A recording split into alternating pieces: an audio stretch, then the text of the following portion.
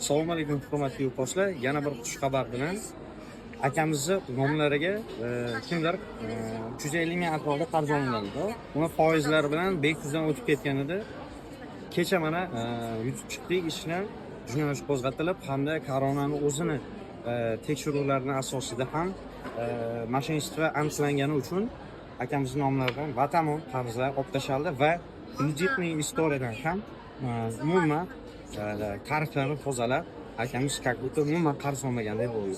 Aka shu faoliyatimiz haqida bir og'iz fikringizni bildirsangiz. Qanaqa bo'ldi? Birinchi murojaat qilayotganingizda gumon bo'ldimi? Ishlar qanaqa bitdi? Kayfiyatingiz qanaqa bo'ldi umuman?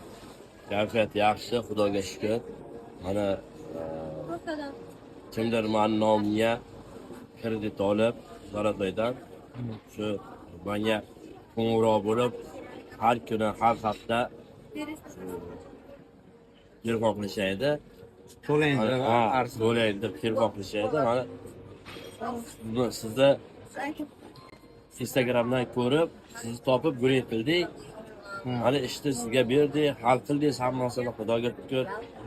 Birinchi avval Xudodan. Kecha hammasi hal bo'ldi.